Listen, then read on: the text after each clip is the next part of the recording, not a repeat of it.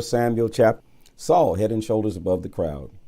There was a man from the tribe of Benjamin named Kish. He was the son of Abiel, grandson of Zeror, great-grandson of Bokorath, great-great-grandson of Apiah, a Benjamite, a stalwart character. He had a son, Saul, a handsome young man.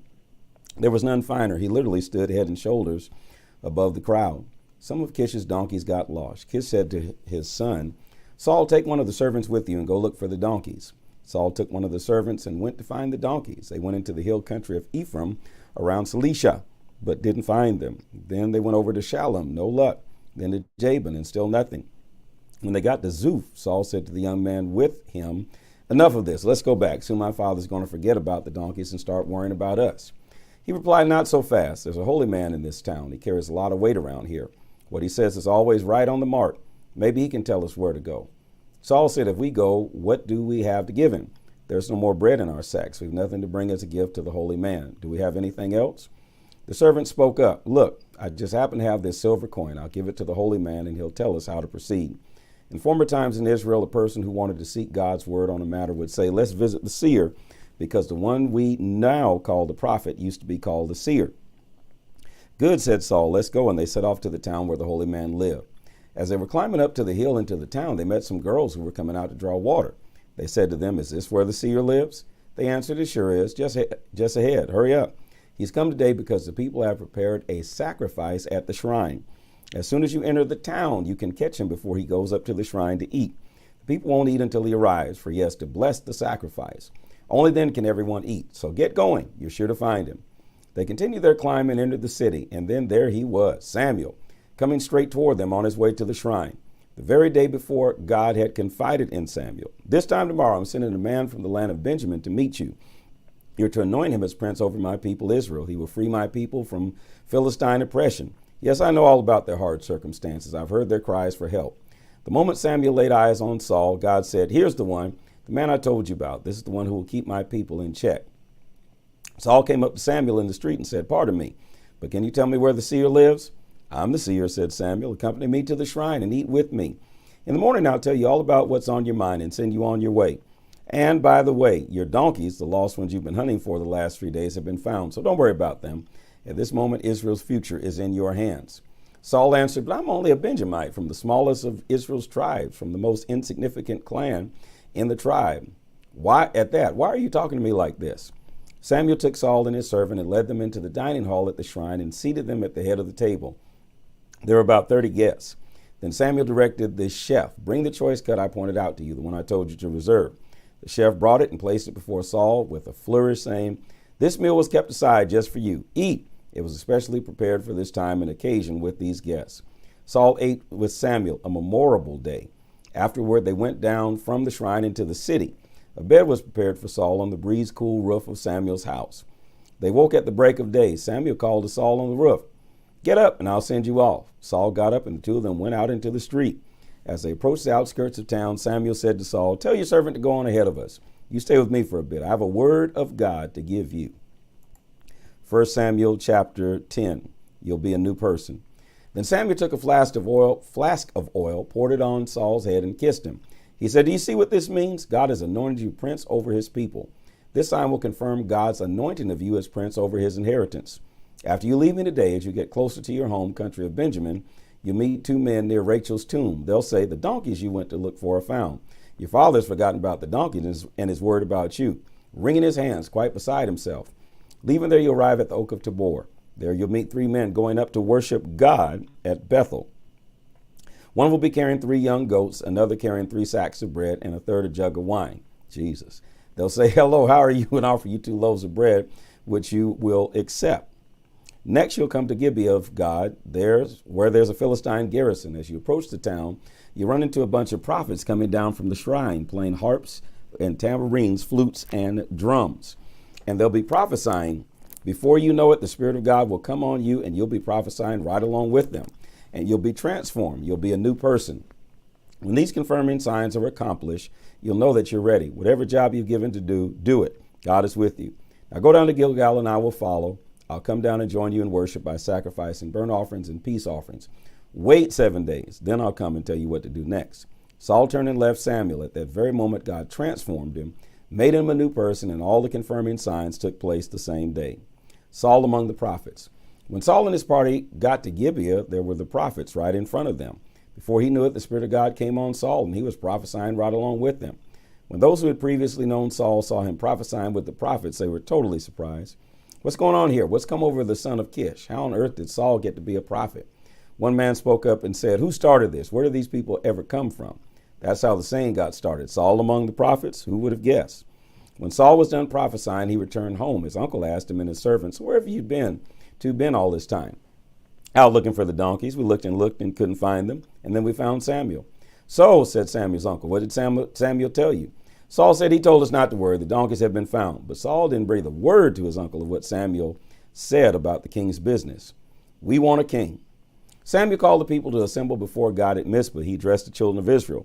"This is God's personal message to you. I brought Israel up out of Egypt. I delivered you from Egyptian oppression. Yes, from all the bullying governments that made your life miserable. And now you want nothing to do with your God, the very God who has a history of getting you out of troubles of all sorts. And now you say, no, we want a king. Give us a king. Well, if that's what you want, that's what you'll get. Present yourself formally before God, ranked in tribes and families." After Samuel got all the tribes of Israel lined up, the Benjamite tribe was picked. Then he lined up the Benjamin tribe in family groups, and the family of Matri was picked. The family of Matri took its place in the lineup, and the name Saul, son of Kish, was picked. But when they went looking for him, he was nowhere to be found. Samuel went back to God. "Is he anywhere around?" God said, "Yes, he's right over there, hidden in that pile of baggage." They ran and got him. He took his place before everyone, standing tall, head and shoulders above them. Samuel then addressed the people. "Take a good look at whom God has chosen, the best, no one like him in the whole country." Then a great shout went up from the people, "Long live the king!" Samuel went on to instruct the people in the rules and regulations involved in a kingdom, wrote it all down in a book and placed it before God. Then Samuel sent everyone home. Saul also went home to Gibeah, and with him some true and brave men whom God moved to join him. But the riffraff went off muttering, "Deliverer." Don't make me laugh. They held him in contempt and refused to congratulate him, but Saul paid them no mind. Saul is crowned king. Nahash, king of the Ammonites, was brutalizing the tribes of Gad and Reuben, gouging out their right eyes and intimidating anyone who would come to Israel's help. There were very few Israelites living on the east side of the Jordan River who had not had their right eyes gouged out by Nahash. But 7,000 men had escaped from the Ammonites and were now living safely in Jabesh. 1 Samuel chapter 11. So Nahash went after them and prepared to go to war against Jabesh Gilead. The men of Jabesh petitioned Nahash, "Make a treaty with us and we'll serve you." Nahash said, "I'll make a treaty with you on one condition, that every right eye among you be gouged out. I'll humiliate every last man and woman in Israel before I'm done." The town leaders of Jabesh said, "Give us time to send messengers around Israel. 7 days should do it. If no one shows up to help us, we'll accept your terms." The messengers came to Saul's place at Gibeah and told the people what was going on. As the people broke out in loud wails, Saul showed up. He was coming back from the field with his oxen. Saul asked, "What happened? Why is everyone crying?" And they repeated the message that it came from Jabesh. The Spirit of God came on Saul when he heard the report, and he flew into a rage. He grabbed the yoke of oxen and butchered them on the spot. He sent messengers throughout Israel distributing the bloody pieces with this message: "Anyone who refuses to join up with Saul and Samuel, let this be the fate of his oxen." The terror of God seized the people, and they came out, one and all, not a laggard among them. Saul took command of the people at Bezek. There were 300,000 men from Israel, another 30,000 from Judah. Saul instructed the messengers, "Tell this to the folk in Jabesh Gilead. Help is on the way, expected by noon tomorrow." The messengers set straight off and delivered their message. Elated, the people of Jabesh Gilead sent word to Nahash, "Tomorrow we'll give ourselves up. You can deal with us on your terms." Long before dawn the next day, Saul had strategically placed his army in 3 groups. At first light, they broke into the enemy camp and slaughtered Ammonites until noon. Those who were left ran for their lives, scattering every which way. The people came to Samuel then and said, "Where are those men who said Saul is not fit to rule over us? Hand them over. We'll kill them." But Saul said, "Nobody's going to be executed this day. This is the day God saved Israel. Come, let's go to Gilgal and there reconsecrate the kingship." They all trooped out at Gilgal. Before God, they crowned Saul king at Gilgal, and they worshiped, sacrificing peace offerings. Saul and all Israel celebrated magnificently. 1 Samuel chapter 12. Don't chase after ghost gods. Interesting. Samuel addressed all Israel. "I've listened to everything you've said to me. Listen carefully to every word, and I've given you a king. See for yourself, your king among you, leading you. But now look at me. I'm old and gray and my sons are still here. I've led you faithfully from my youth until this very day. Look at me. You already said that. Do you have any complaints to bring before God and his anointed? Have I ever stolen as much as an ox or donkey? Have I ever taken advantage of you or exploited you? Have I ever taken a bribe or played fast and loose with the law?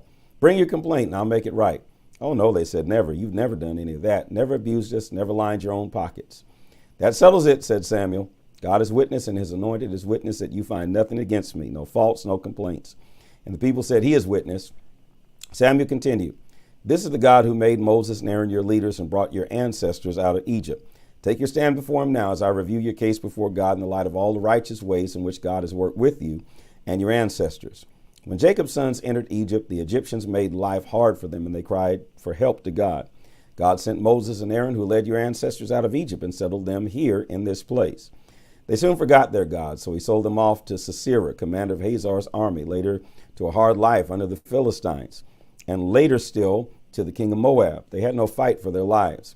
Then they cried for help to God for help. They confessed, we've sinned, we've gone off and left God and worshiped the fertility gods and goddesses of Canaan. Oh, deliver us from the brutalities of our enemies and we'll worship you alone. So God sent Jerubbaal, other words, Gideon, Bedan, which is Barak, Jephthah, and Samuel. He saved you from that hard life surrounded by enemies, and you lived in peace. But when you saw Nahash, king of the Amorites, preparing to attack you, you said to me, no more of this. We want a king to lead us, and God was already your king. So here's the king you wanted, the king you asked for. God has let you have your own way, giving you a king. If you fear God, worship and obey him, and don't rebel against what he tells you. If you both, you and your king, follow God, no problem. God will be sure to save you. But if you don't obey him and rebel against what he tells you, king or no king, you will fare no better than your fathers. Pay attention. Watch this wonder that God is going to perform before you now.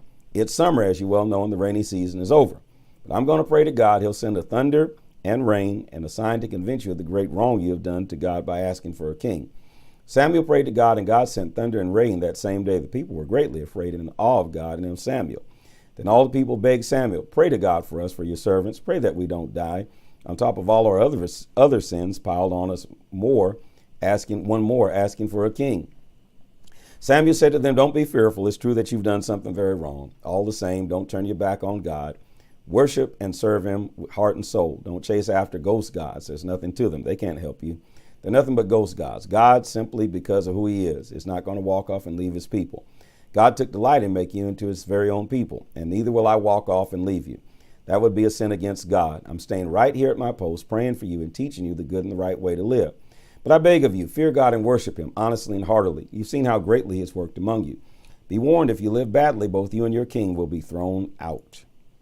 1 Samuel chapter 13, God is out looking for your replacement. Saul was a young man when he began as king. He was king over Israel for many years. Saul conscripted enough men for 3 companies of soldiers. He kept 2 companies under his command at Michmash and in the Bethel Hills. The other company was under Jonathan at Gibeah and Benjamin. He sent the rest of the men home. Jonathan attacked and killed the Philistine governor stationed at Geba, other words, Gibeah. When the Philistines heard the news, they raised the alarm. The Hebrews are in revolt. Saul ordered the reviel trumpets blown throughout the land.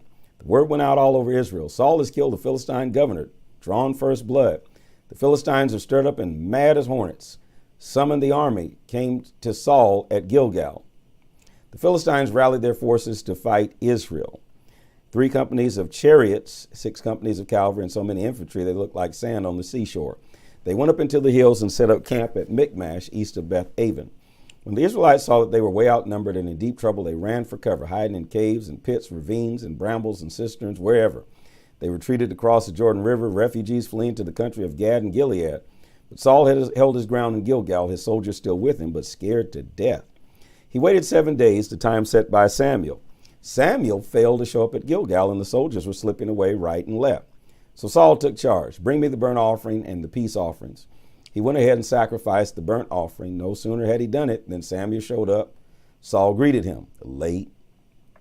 Samuel said, what on earth are you doing? Saul answered, when I saw I was losing my army from under me and that you hadn't come when you said you would, and that the Philistines were poised at Michmash, I said, the Philistines are about to come down to me in Gilgal, and I haven't yet come before God, asking for his help. So I took things into my own hands and sacrificed the burnt offering.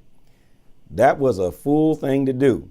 Well, why weren't you on time, Samuel? That was foolish of him to do, but you should have been on time.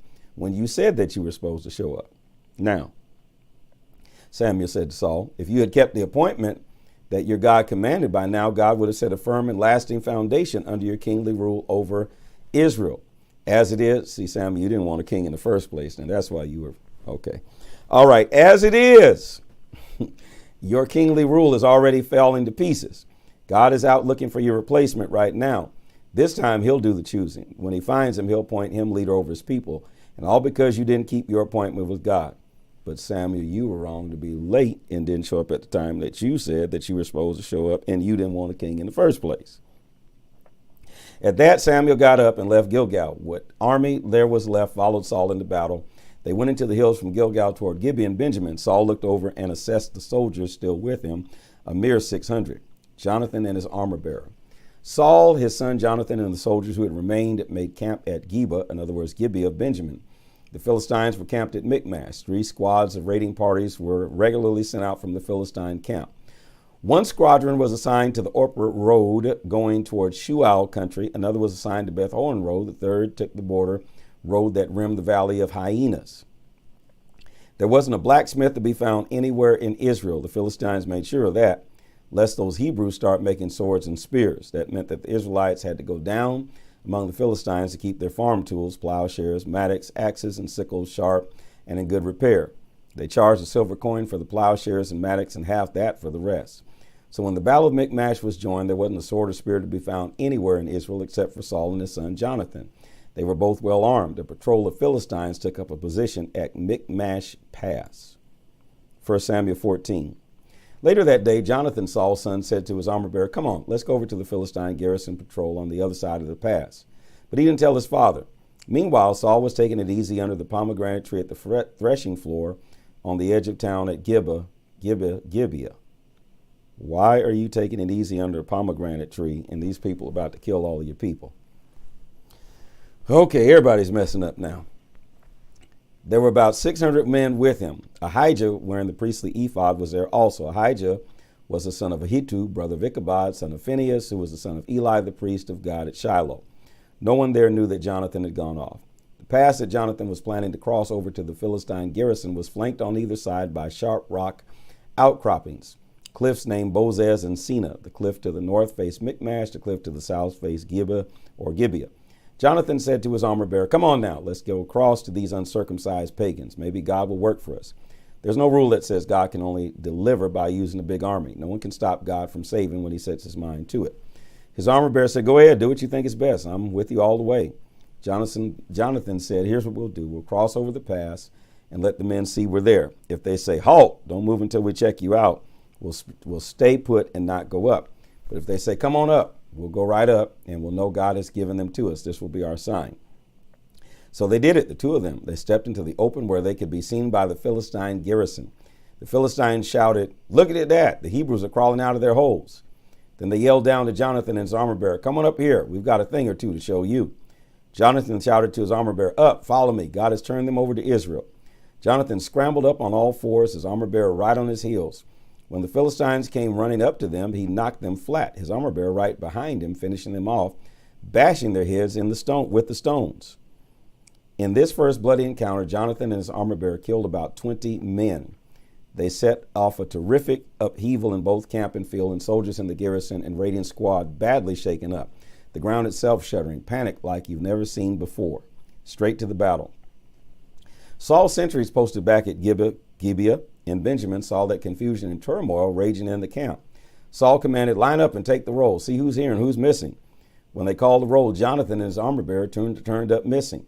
Saul ordered Ahijah, bring the priestly ephod. Let's see what God has to say here. Ahijah was responsible for the ephod in those days. While Saul was in conversation with the priest, the upheaval in the Philistine camp became greater and louder. Then Saul interrupted Ahijah, put the ephod away. Saul immediately called his army together, and they went straight to the battle. When they got there, they found total confusion. Philistines swinging their swords wildly, killing each other. Hebrews who had earlier defected to the Philistine camp came back. They now wanted to be with Israel under Saul and Jonathan. Not only that, but when all the Israelites who had been hiding out in the backwoods of Ephraim heard that the Philistines were running for their lives, they came out and joined the chase. God saved Israel. What a day. The fighting moved on to Beth Aven. The whole army was behind Saul now, 10,000 strong, with the fighting scattering into all the towns throughout the hills of Ephraim. Saul did something really foolish that day. He addressed the army. A curse on the man who eats anything before evening, before I wreak vengeance on my enemies. None of them ate a thing all day. There were honeycombs here and there in the fields, but no one so much as put his finger in the honey to taste it. For the soldiers, to a man, feared the curse. But Jonathan hadn't heard his father put the army under oath. He stuck the tip of his staff into some honey and ate it, refreshed, his eyes lit up with renewed vigor. The soldier spoke up, "Your father has put the army under solemn oath, saying a curse on the man who eats anything before evening." No wonder the soldiers are drooping. Jonathan said, "My father has imperiled the country. Just look how quickly my energy has returned since I ate a little of this honey." It would have been a lot better, believe me, if the soldiers had eaten their fill of whatever they took from the enemy. Who knows how much worse we could have whipped them. They killed Philistines that day all the way from Michmash to Ajalon, but the soldiers ended up totally exhausted. Then they started plundering. They grabbed anything in sight, sheep, cattle, calves, and butchered it where they found it. Then they glutted themselves, meat, blood, the works. Wow. Saul was told, do something. The soldiers are sinning against God. They're eating meat with blood still in it. Saul said, "You're biting the hands that feed you. Roll a big rock over there now," he continued. "Disperse among the troops and tell them, bring your oxen and sheep to me and butcher them properly here. Then you can feast to your heart's content. Please don't sin against God by eating meat with blood still in it." So they did. That night each soldier, one after another, led his animal there to be butchered. That's the story behind Saul's building an altar to God. It's the first altar to God that he built. Find out what God thinks. Saul said, "Let's go after the Philistines tonight. We can spend the night looting and plundering. We won't leave a single live Philistines." "Sounds good to us," said the troops. "Let's do it." But the priest slowed them down. "Let's find out what God thinks about this." So Saul prayed to God, "Shall I go after the Philistines? Would you put them in Israel's hands?" God didn't answer on that occasion. Saul then said, "All army officers step forward. Some sin has been committed this day. We're going to find out what it is and who did it. As God lives, Israel's Savior, God, whoever sinned will die, even if it should turn out to be Jonathan, my son." Stupid. Saul, you just put your foot in your mouth. Nobody said a word. Saul said to the Israelites, "You line up over on that side, and I and Jonathan, my son, will stand on this side." The army agreed. "Fine, whatever you say." Then Saul prayed to God, "O God of Israel, why haven't you answered me today? Show me the truth. If the sin is in me or Jonathan, then, O God, give the sign, Urim. But if the sin is against the army of Israel, give the sign, Thummim." The Urim sign turned up and pointed to Saul and Jonathan. That cleared the army. Next, Saul said, "Cast the lots between me and Jonathan, and death to the one God points to." Really, by lots? You're going to determine whether man lives or dies by lots. Okay. The soldiers protested, "No, this is not right. Stop this." But Saul pushed on anyway. They cast the lots, Urim and Thummim, and the lot fell to Jonathan. Saul confronted Jonathan. "What did you do? Tell me." Jonathan said, "I licked a little bit of honey off the top of the staff I was carrying. That's it. And for that I'm to die? That's stupid." Saul said, "Yes, Jonathan, most certainly will die. It is out of my hands. I can't go against God, can I?" God isn't the one said it. You the one that made that foolish, stupid curse. The soldiers rose up. "Jonathan died? Never. He just carried out this stunning salvation. Good thing, soldiers. That's it. He's just carried out this stunning salvation victory for Israel. As surely as God lives, not a hair on his head is going to be harmed. Why, he's been working hand in hand with God all day." The soldiers rescued Jonathan and he didn't die. Saul pulled back from chasing the Philistines and the Philistines went home. So God didn't even back up that foolish curse that you made. Maniac already. Saul extended his rule, capturing neighboring kingdoms. He fought enemies on every front: Moab, Ammon, Edom, the king of Zobah, the Philistines. Wherever he turned, he came up with victory. He became invincible. He smashed Amalek, freeing Israel from the savagery and looting. Saul's sons were Jonathan, Ishvi, and Malchishua.